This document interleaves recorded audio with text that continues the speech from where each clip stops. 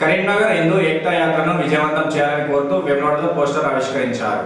కరీంనగర్ జిల్లా కేంద్రంలో నిర్వహించే హిందూ ఏకతా యాత్రకు సంబంధించిన పోస్టర్ను వేములవాడ పట్టణ బీజేపీ ఆధ్వర్యంలో శనివారం రోజున ఆవిష్కరించారు. గత 15 సంవత్సరాలుగా పెద్ద హనుమాన్ జయంతి సందర్భంగా హిందువులను సంఘటితం చేయడమే లక్ష్యంగా పార్లమెంటు సభ్యులు కేంద్ర మంత్రి బండి సంజయ్ ఆధ్వర్యంలో నిర్వహిస్తున్న ఏకతా యాత్రకు వేములవాడ నుండి పెద్ద ఎత్తున హిందువులు బయలుదేరారని శ్రీధర్ పిలుపునిచ్చారు.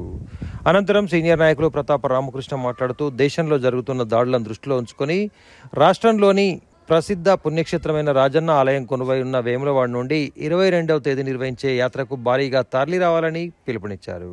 కార్యక్రమంలో కోల కృష్ణ, రేగుల మల్లికార్జున్, రేగుల రాజ్కుమార్, వివేక్ రెడ్డి, కటకం శ్రీను, నర్సయ్య, గుంటి కనకయ్య, మనోజ్, నామాల శేఖర్, రంజిత్ రెడ్డి తదితరులు ఉన్నారు.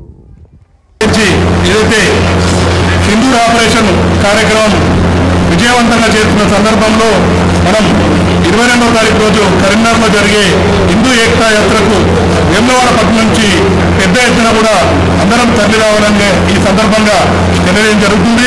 వేములవాడ పట్టణ ప్రజలు కూడా మరి హిందువులంతా ఏకం కావాల్సిన అవసరం ఉంది.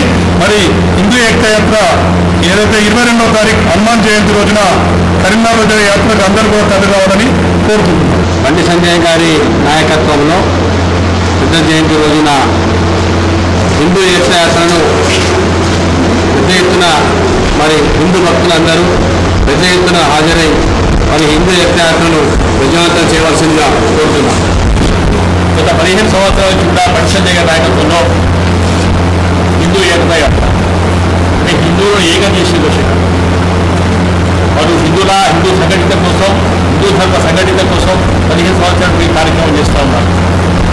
ఇప్పుడు కాకముందైనా ఒక సామాన్య కార్యకర్తగా ఉన్నప్పుడైనా, కార్పొరేటర్ ఉన్నప్పుడైనా, మంత్రిగా ఉన్నప్పుడైనా ఈ యాత్రను ఖచ్చితంగా కూడా వాళ్ళు దిగ్విజయం చేసే ప్రయత్నం చేస్తూ ఉన్నారు. మరి దాంట్లో భాగంగా 22వ తారీఖున జరిగే ఏకతా యాత్ర ఏదైతుందో పార్టీలకు అతీతంగా మనందరం కూడా కదా పాల్గొనాల్సిన అవసరం ఉంది.